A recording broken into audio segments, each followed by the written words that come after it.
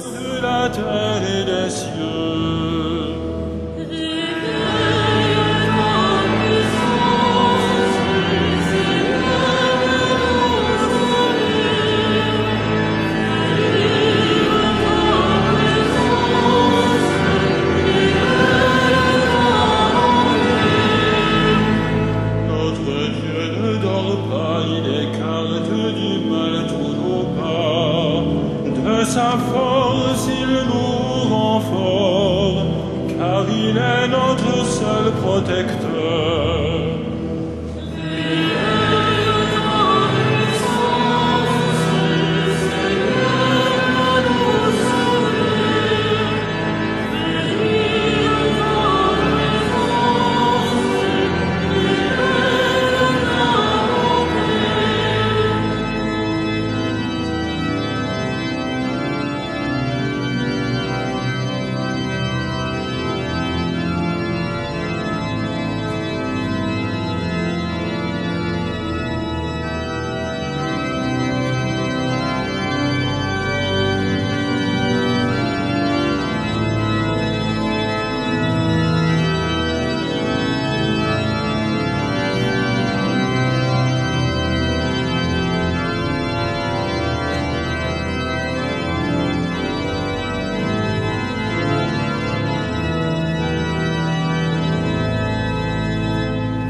Le Seigneur sur nos vies veillera sans repos jour et nuit, jusqu'à l'aube de ce jour où nous célébrerons son retour. Révèle ta puissance, Seigneur, nos sauvés. Révèle ta présence, révèle ta bonté. Regardons les hauteurs où bientôt paraîtra le Sauveur. Le Sauveur, c'est notre Dieu, créateur de la terre et des cieux.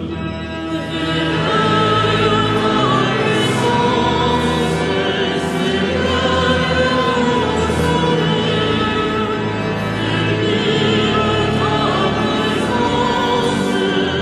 Révèle ta présence, révèle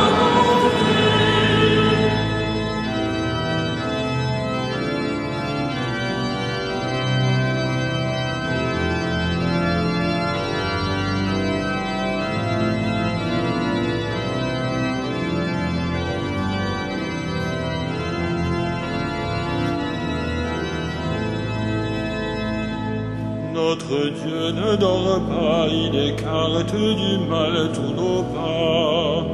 De sa force il nous rend forts, car il est notre seul protecteur. Révèle ta puissance, Seigneur, nos sauvés. Révèle ta présence, révèle ta bonté. Le Seigneur sur nos vies veillera sans repos jour et nuit, jusqu'à l'aube de ce jour où nous célébrerons son retour. Révèle ta puissance, Seigneur, nos sauvés. Révèle ta présence, révèle ta bonté. Au nom du Père et du Fils et du Saint-Esprit. Amen. La paix soit avec vous. Frères et sœurs, nous sommes dans la joie de célébrer ensemble le jour de la résurrection du Seigneur. Et tous ensemble rassemblés dans cette cathédrale où celles et ceux qui nous rejoignent par la radio ou la télévision, nous sommes unis dans une même prière. Évidemment, ce soir, nous prions en communion avec nos frères orthodoxes russes, dont le patriarche Alexis II est décédé cette semaine. Il y a un peu plus d'un an, il venait ici même dans cette cathédrale pour vénérer la couronne d'épines. Et il y a un peu plus d'un mois, je lui rendais sa visite à Moscou.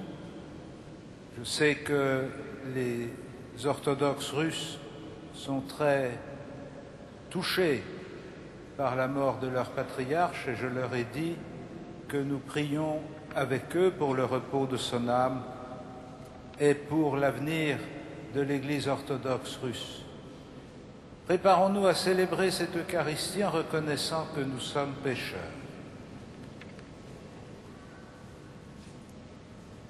Je confesse à Dieu Tout-Puissant, je reconnais devant mes frères que j'ai péché en pensée, en parole, par action et par omission. Oui, j'ai vraiment péché, c'est pourquoi je supplie la Vierge Marie, les anges et tous les saints, et vous aussi, mes frères, de prier pour moi, le Seigneur notre Dieu. Et que Dieu Tout-Puissant nous fasse miséricorde, qu'il nous pardonne nos péchés et nous conduise à la vie éternelle.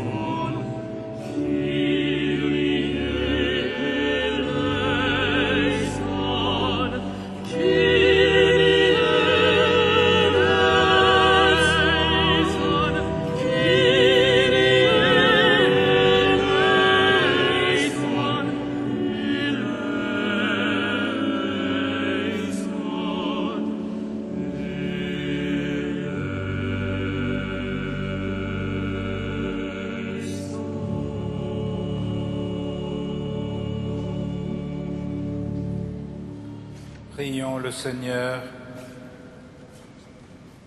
Seigneur tout-puissant et miséricordieux, ne laisse pas le souci de nos tâches présentes entraver notre marche à la rencontre de ton Fils, mais éveille en nous cette intelligence du cœur qui nous prépare à l'accueillir et nous fait entrer dans sa propre vie, lui qui vit et règne avec toi dans l'unité du Saint-Esprit, maintenant et pour les siècles des siècles.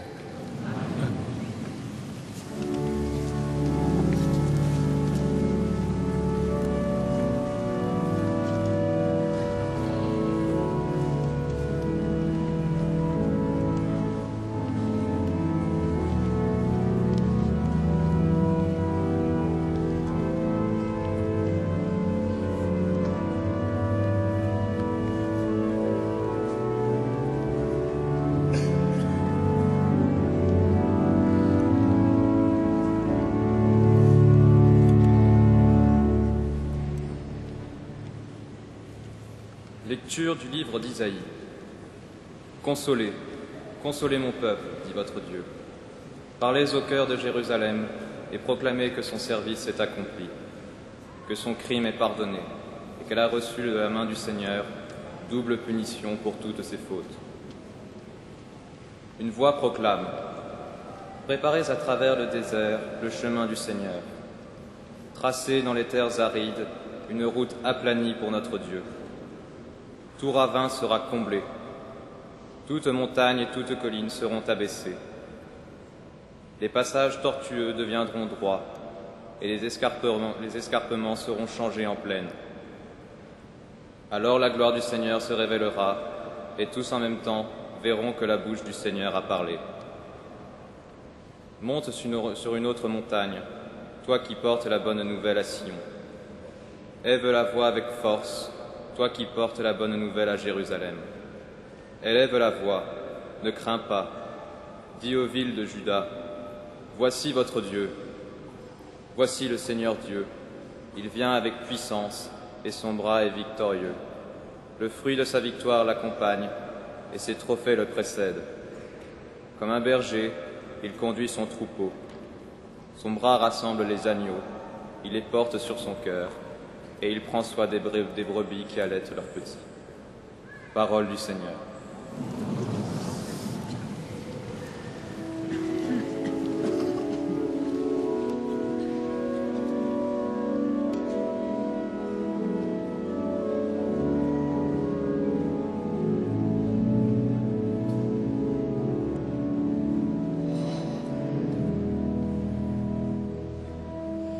Fais-nous voir, Seigneur, ton amour, que nous soit donné ton salut.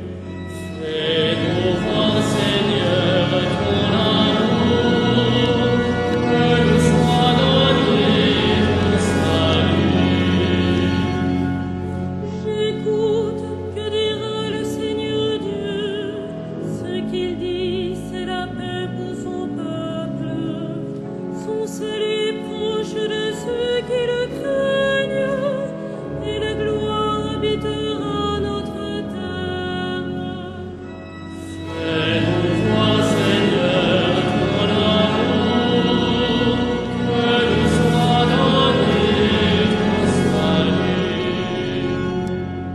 Amour et vérité se rencontrent, justice et paix s'embrassent.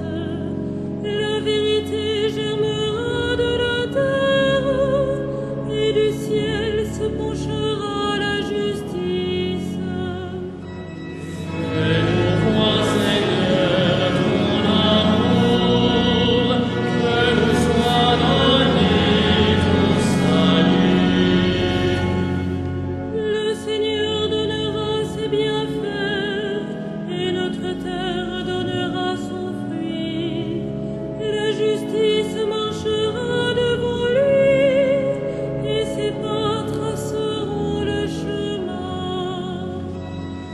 Fais-nous voir, Seigneur, ton amour, que nous soit donné ton salut.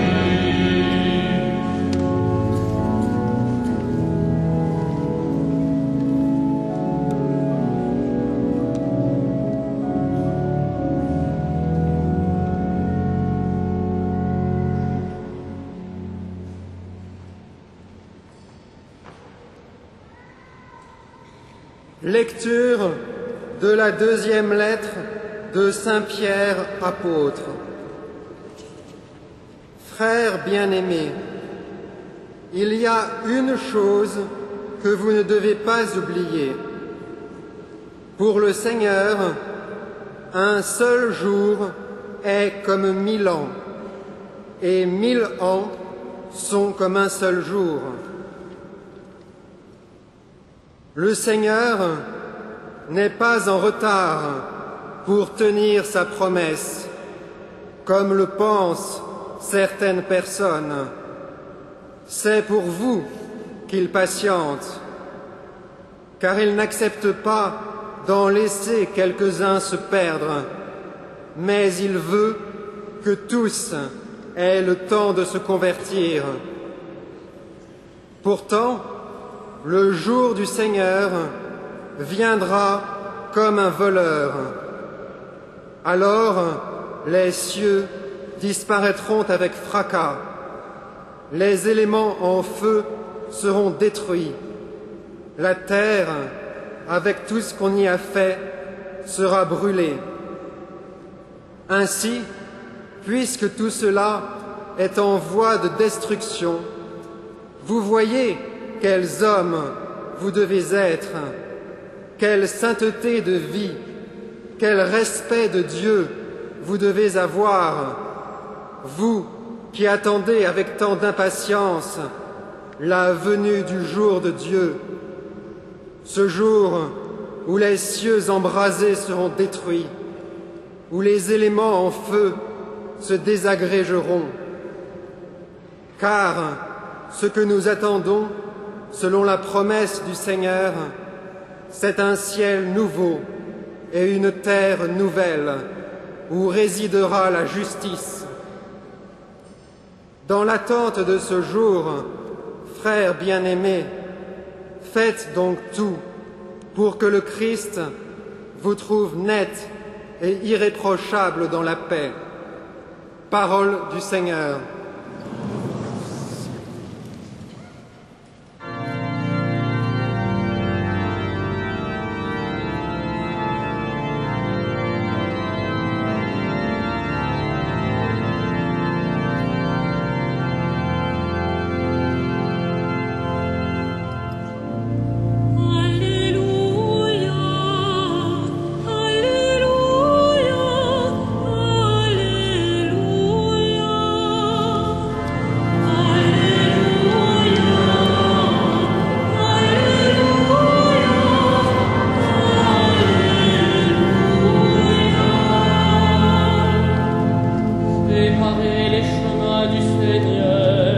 Aplanissez la route, tout homme verra le salut de Dieu.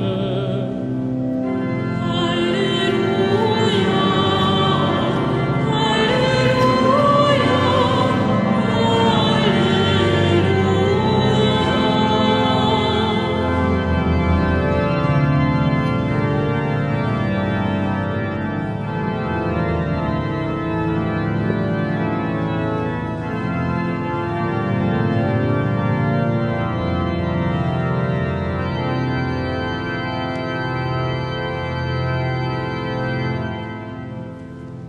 Le Seigneur soit avec vous. Et avec votre esprit, Évangile de Jésus-Christ selon saint Marc. gloire à toi, Seigneur.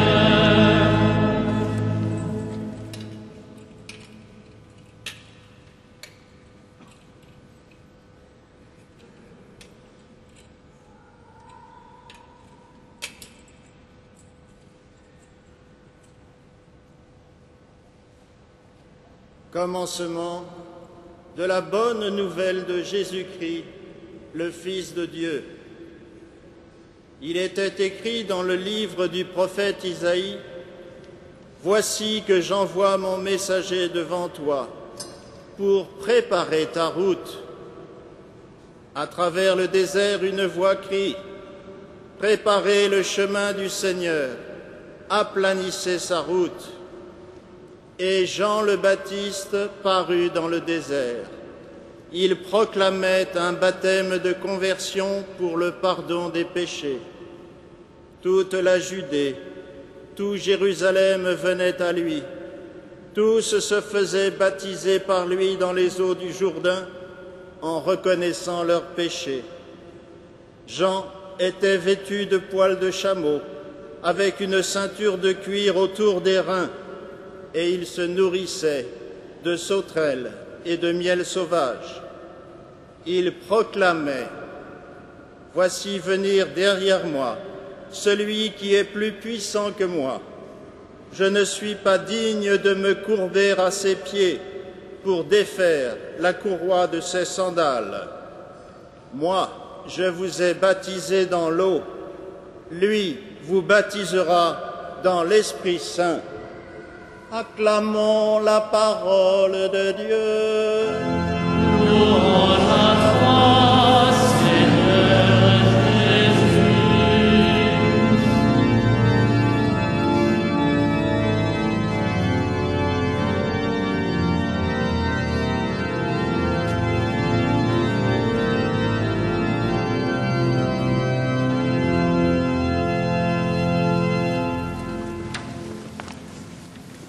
Frères et sœurs, comment nous faut-il comprendre les temps que nous vivons?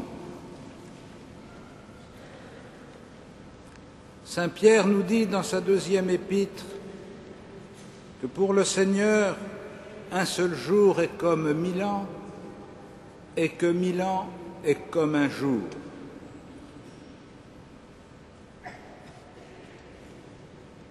Comment le Seigneur voit-il le temps de l'histoire des hommes au long de laquelle, génération après génération, il a répandu sa parole,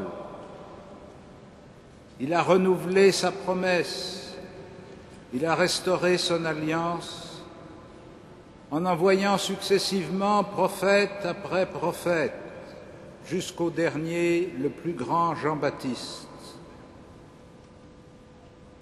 Dieu ne pouvait-il pas nous sauver sans attendre tellement?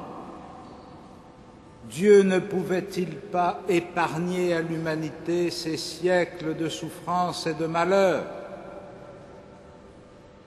Car nous le savons, tout au long de l'histoire des hommes,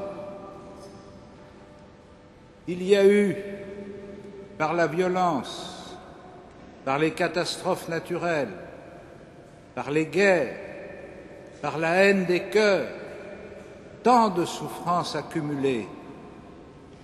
Dieu ne pouvait-il pas empêcher cela?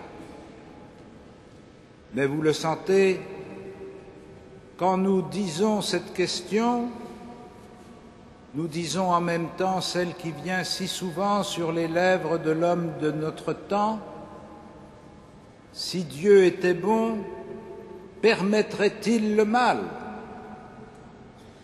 Et si le mal existe, n'est-il pas la démonstration de l'impuissance de Dieu?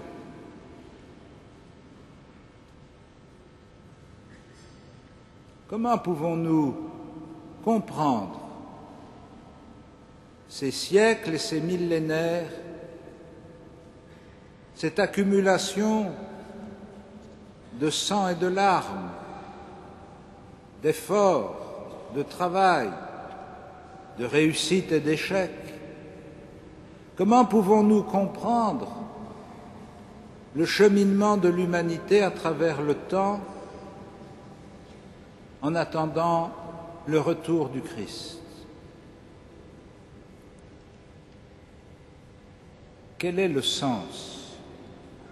Est-ce que Dieu, comme nous le dit l'épître de Pierre, est-ce que Dieu serait en retard pour tenir sa promesse? Il me semble que aussi bien la prophétie d'Isaïe que nous avons entendue, que ce passage de la deuxième épître de Pierre, et que la prédication de Jean-Baptiste dans l'Évangile nous indiquent une voie. Dieu ne veut pas sauver l'homme sans l'homme. Il ne veut pas que le salut soit imposé contre la liberté de l'homme. Et nous comprenons très bien que la manifestation de Dieu suffirait à faire taire toute question et toute résistance. Mais nous voyons aussi dans l'Évangile que précisément Jésus va se défendre d'employer ce moyen de contrainte. Et quand il se manifestera au moment de la transfiguration dans la splendeur de sa gloire à quelques disciples choisis, il leur enjoindra aussitôt de n'en rien dire.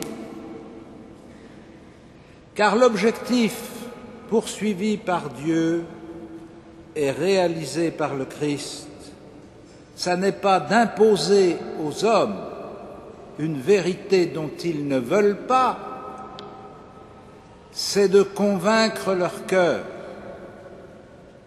c'est de les attacher à l'amour de Dieu par la conversion de leur vie, c'est de les mettre en état de liberté pour choisir la vie que Dieu veut leur donner,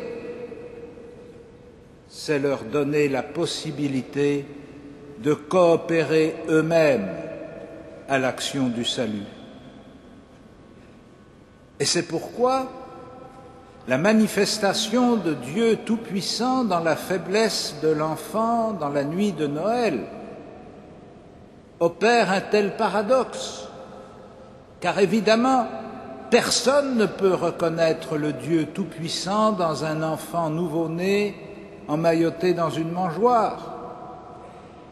Personne sinon ceux dont les yeux et les cœurs sont ouverts, ceux qui déjà sont engagés dans le chemin de la conversion, ceux qui attendent les cieux nouveaux et la terre nouvelle d'un monde fait de justice et de paix. C'est pourquoi la venue du Christ parmi les hommes doit être précédée d'un temps de conversion. C'est pourquoi, depuis que Dieu a donné les 10 commandements sur le mont Sinaï, jusqu'au moment de la naissance du Christ dans la grotte de Bethléem, toute la prédication qui va se rassembler à travers les prophéties, l'enseignement des prophètes, mais aussi à travers les événements de l'histoire d'Israël, auront comme but unique d'empêcher que quelques-uns se perdent et de permettre que tous aient le temps de se convertir. Si bien que les délais qui s'étendent depuis la création du monde, dans la nuit des temps, jusqu'au retour du Christ à la fin des temps, ne sont pas des temps gratuits, ne sont pas des années inutiles, n'est pas du temps perdu, ça n'est pas une sorte de dérèglement du fonctionnement qui fait que nous devons attendre. Cet espace entre la création et le retour du Christ est l'espace nécessaire à la conversion des cœurs pour ouvrir, chacun pour nous-mêmes dans notre propre vie, et pour ouvrir dans l'histoire de l'humanité le chemin du Seigneur à travers le désert, pour qu'au moment où le Christ viendra, il puisse être reconnu, accueilli et aimé. C'est pourquoi, pendant ces semaines où nous nous préparons à célébrer la Nativité, la liturgie nous remet devant la prédication de Jean-Baptiste et son appel à la conversion.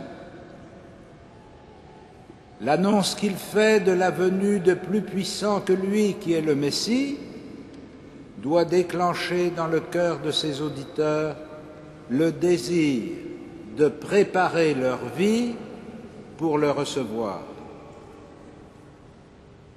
Comment nous, aujourd'hui, pouvons-nous préparer notre vie pour recevoir le Christ? Je voudrais simplement vous inviter, une fois encore, à recentrer notre attention et notre désir de conversion sur 2 aspects qui sont 2 dimensions constitutives de la vie chrétienne. Le premier, c'est la foi. La conversion, ce n'est pas d'abord de corriger quelques petites fautes de notre vie. Bien sûr qu'il nous faut corriger nos défauts, mais ce n'est pas là-dessus que Dieu nous attend. Il nous attend sur la foi. Est-ce que vraiment, pour nous, Dieu est ce Seigneur qui vient avec puissance? Est-ce que vraiment pour nous, il est ce pasteur qui conduit son troupeau, qui rassemble ses agneaux, qui les porte sur son cœur, qui prend soin de ses brebis? Comment pourrions-nous accueillir le Christ si notre vie tout entière n'était pas illuminée par la foi en la puissance de Dieu? Et la foi en la puissance de Dieu, c'est précisément de croire en lui quand les événements sont contraires. Croire en la puissance de Dieu quand les hommes se déchirent. Croire en la puissance de Dieu quand les hommes sont épuisés par les maladies, croire en la puissance de Dieu quand la famine ravage une partie de la terre, c'est faire confiance à celui qui nous donne des siècles de vie, non pas par distraction ou par infidélité, mais pour que nous ayons la possibilité de faire cette démarche de foi. C'est comme si Dieu se retirait du monde pour nous laisser la possibilité de cheminer vers lui. C'est comme si Dieu nous invitait à le reconnaître, non pas à travers les signes extraordinaires de sa présence, mais à travers les signes ordinaires de l'existence des hommes et de l'histoire humaine. Et si nous vivons vraiment de cette foi en Dieu, de cette confiance en notre berger qui conduit son troupeau avec amour, alors nous aussi, nous devons témoigner de cet amour au cœur des événements de l'existence, dans notre manière d'être les uns avec les autres, dans notre façon d'affronter, d'assumer notre vie, dans notre confiance dans l'avenir, dans notre désir que chaque jour nous devenions mieux capables d'aimer et de manifester à tous les hommes la tendresse du Père. Amen.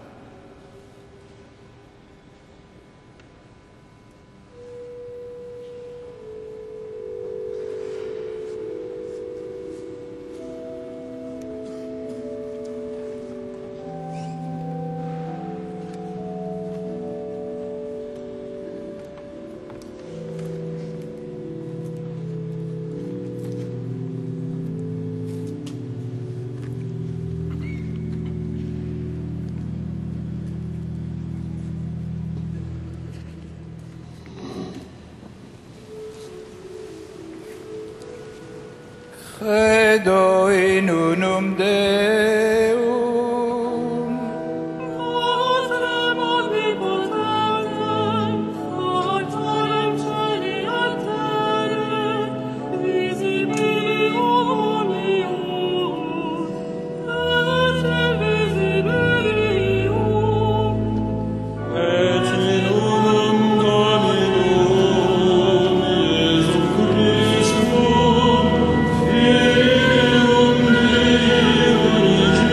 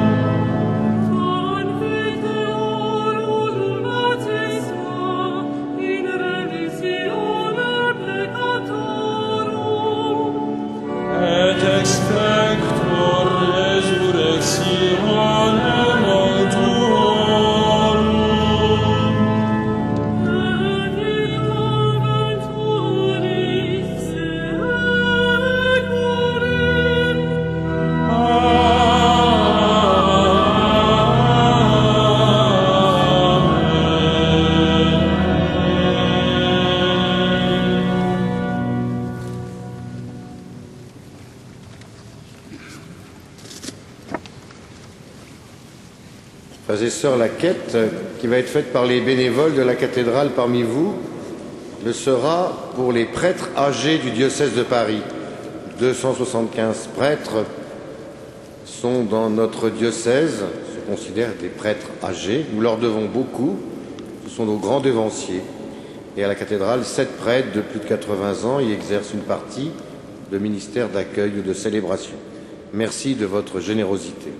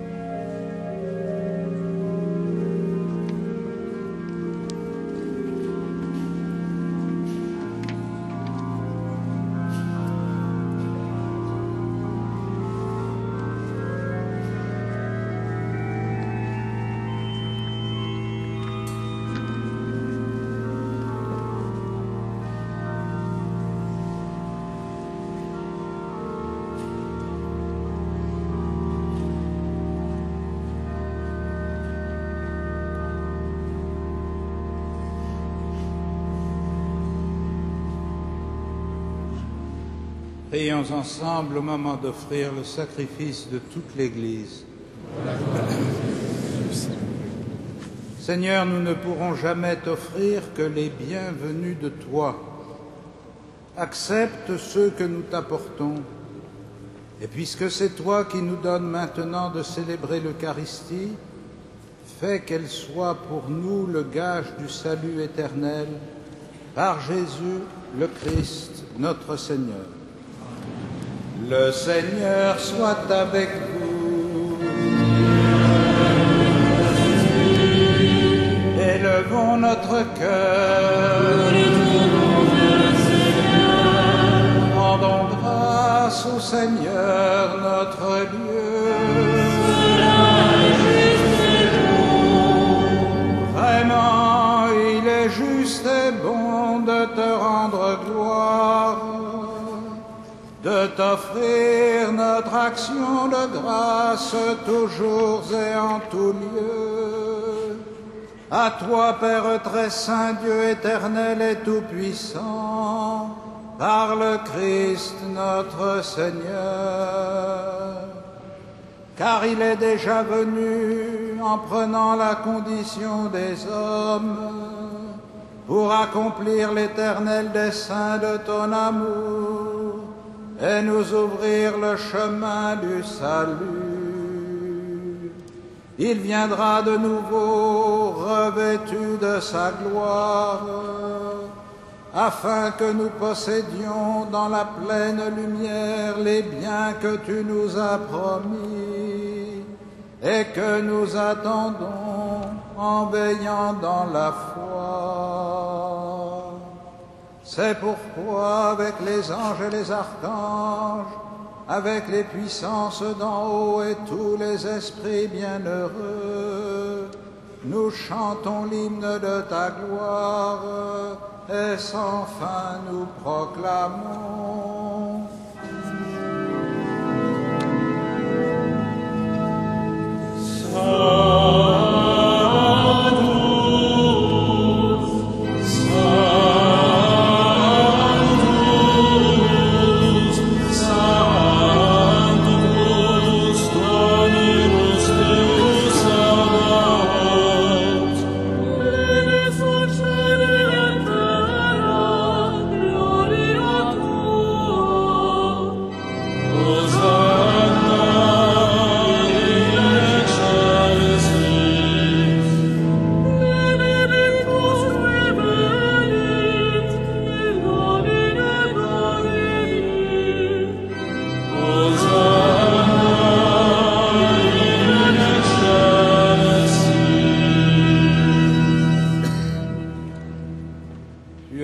Saint Dieu de l'univers, et toute la création proclame ta louange. Car c'est toi qui donnes la vie, c'est toi qui sanctifies toutes choses par ton Fils Jésus-Christ, notre Seigneur, avec la puissance de l'Esprit Saint. Et tu ne cesses de rassembler ton peuple afin qu'il te présente partout dans le monde une offrande pure. C'est pourquoi nous voici rassemblés devant toi, et dans la communion de toute l'Église, en ce premier jour de la semaine, nous célébrons le jour où le Christ est ressuscité d'entre les morts. Par lui que tu as élevé à ta droite, Dieu Tout-Puissant, nous te supplions de consacrer toi-même les offrandes que nous apportons. Sanctifie-les par ton Esprit, pour qu'elles deviennent le corps et le sang de ton Fils, Jésus-Christ notre Seigneur, qui nous a dit de célébrer ce mystère. La nuit même où il fut livré, il prit le pain.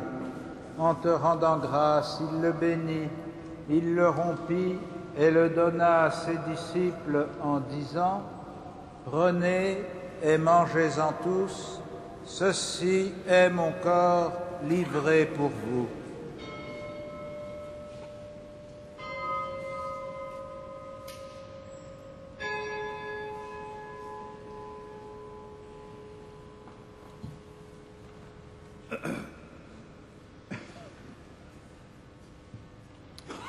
De même, à la fin du repas, il prit la coupe. En te rendant grâce, il la bénit et la donna à ses disciples en disant : « Prenez et buvez-en tous, car ceci est la coupe de mon sang, le sang de l'alliance nouvelle et éternelle, qui sera versé pour vous et pour la multitude en rémission des péchés. Vous ferez cela en mémoire de moi. »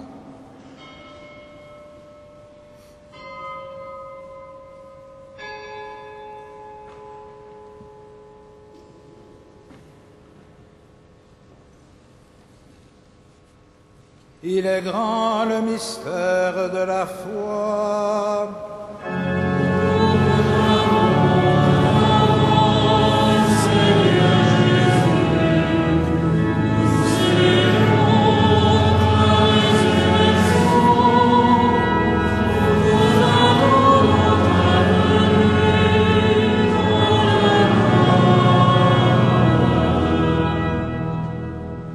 En faisant mémoire de ton Fils, de sa passion qui nous sauve, de sa glorieuse résurrection et de son ascension dans le ciel, alors que nous attendons son dernier avènement, nous présentons cette offrande vivante et sainte pour te rendre grâce.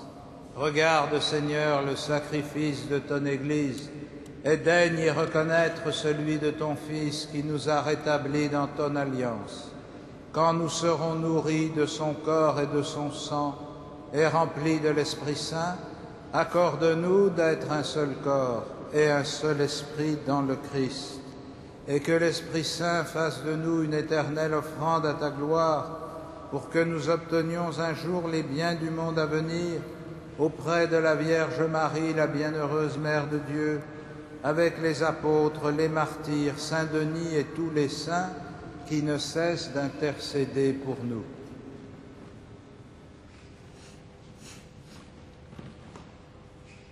Et maintenant, nous te supplions, Seigneur, par le sacrifice qui nous réconcilie avec toi, étends au monde entier le salut et la paix. Affermis la foi, la charité de ton Église au long de son chemin sur la terre. Veille sur ton serviteur, le pape Benoît, notre évêque André et ses auxiliaires, l'ensemble des évêques, les prêtres, les diacres et tout le peuple des rachetés. Écoute les prières de ta famille assemblée devant toi et ramène à toi, Père très aimant, tous tes enfants dispersés.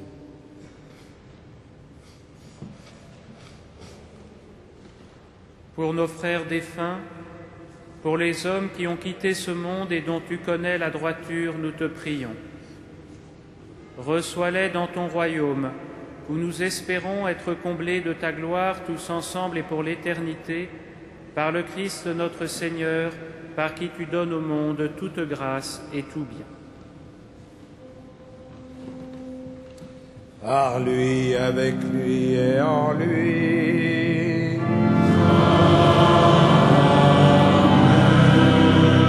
À toi, Dieu le Père Tout-Puissant, dans l'unité du Saint-Esprit.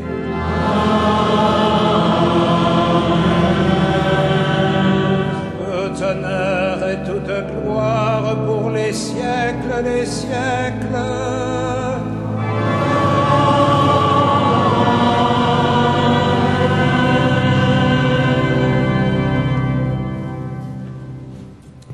Unis dans le même esprit, nous pouvons dire avec confiance la prière que nous avons reçue du Sauveur. Notre Père, qui es aux cieux, que ton nom soit sanctifié, que ton règne vienne, que ta volonté soit faite sur la terre comme au ciel. Donne-nous aujourd'hui notre pain de ce jour. Pardonne-nous nos offenses, comme nous pardonnons aussi à ceux qui nous ont offensés. Et ne nous soumets pas à la tentation, mais délivre-nous du mal. Délivre-nous de tout mal, Seigneur, et donne la paix à notre temps. Par ta miséricorde, rends-nous libres du péché. Rends-nous forts devant les épreuves en cette vie où nous espérons le bonheur que tu promets et l'avènement de Jésus-Christ, notre Sauveur.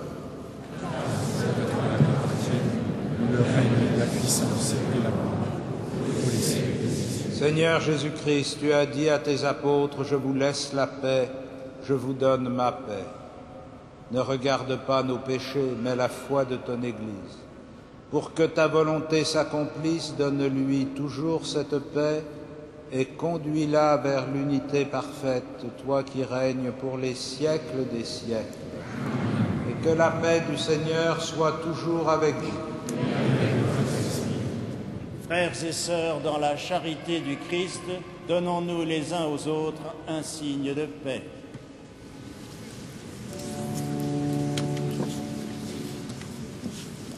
Oh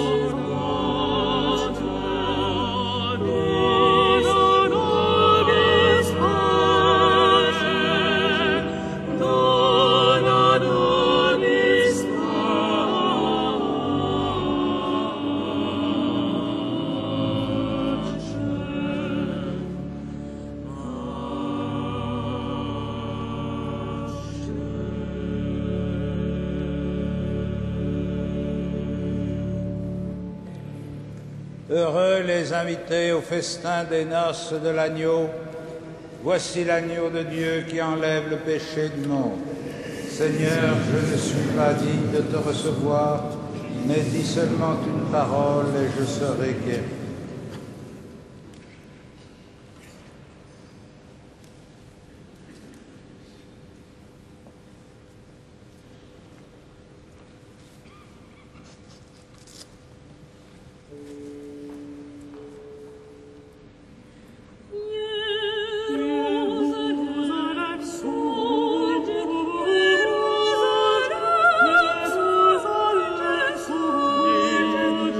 Jérusalem,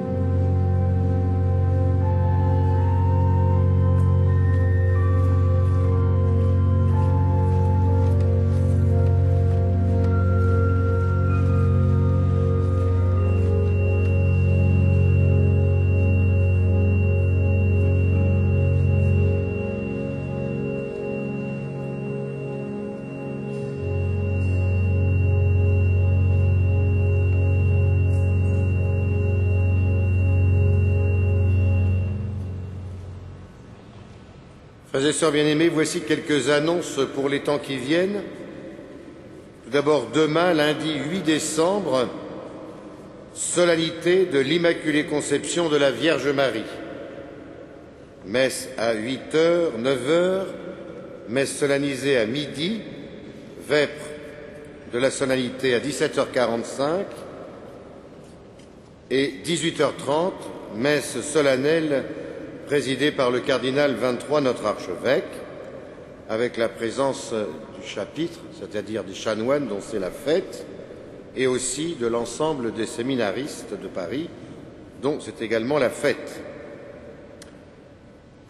Jeudi 11 décembre, adoration du Saint-Sacrement à l'issue de la messe de 18h15 et des textes de Saint Paul, de l'Épître aux Corinthiens, dont vous avez les références sur votre feuille, seront lus et proposés à notre méditation dans le cadre de l'année Saint-Paul. Vendredi 12 décembre, fête de Notre-Dame de Guadalupe, Mexique. Et donc à 18h15, après les vêpres de 17h45, messe en l'honneur de Notre-Dame de Guadalupe, avec la présence de nos amis de la communauté mexicaine et aussi plus largement de l'Amérique latine. Dans les jours qui viennent, vous avez un certain nombre de rendez-vous. Mardi 9 décembre, vous êtes invités à 20h30 au concert à Notre-Dame de Paris, la messe de minuit de Marc-Antoine Charpentier. D'autre part, nous vous signalons que jeudi, vendredi et samedi 11, 12 et 13 décembre, Radio Notre-Dame installera ses studios à la cathédrale pour son opération annuelle Radio Don. Enfin, nous vous avons mis une feuille qui vous indique l'ensemble des horaires, des messes et des offices de Noël. Emportez-la chez vous, cette feuille. Vous êtes aussi invités à fréquenter le bureau d'accueil où des prêtres sont là pour vous donner le sacrement de réconciliation ou simplement un entretien avec vous dans plusieurs de langues. Le concert de Noël le 20 décembre et puis le spectacle de Noël Lumen d'Illuminé sur grand écran plusieurs fois par semaine aux heures qui sont portées sur votre feuille, en particulier plusieurs fois pendant les vacances de Noël. Ce soir, à 20h30, vous avez ce spectacle. C'est en français, c'est traduit en anglais et c'est 1 heure pour comprendre mieux le message de la Nativité. Quand vous partirez, dans les jours qui viennent, n'oubliez pas de visiter notre crèche dont beaucoup trouvent qu'elle est très belle. Voilà, nous nous levons pour terminer ensemble notre prière.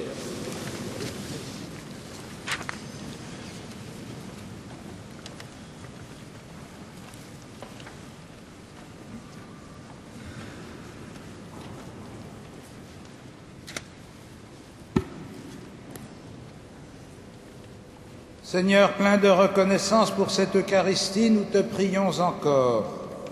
Apprends-nous dans la communion à ce mystère le vrai sens des choses de ce monde et l'amour des biens éternels par Jésus le Christ, notre Seigneur.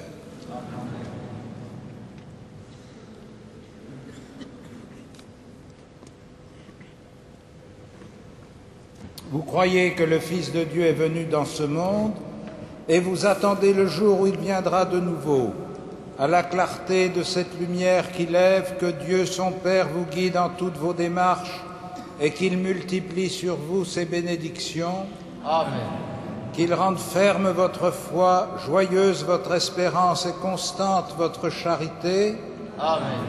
La venue du Rédempteur, pauvre parmi les pauvres, est déjà pour nous une grande joie. Quand il apparaîtra dans toute sa gloire, qu'il vous ouvre le bonheur sans fin. Amen. Et que Dieu Tout-Puissant vous bénisse, le Père, le Fils et le Saint-Esprit. Allez dans la paix du Christ.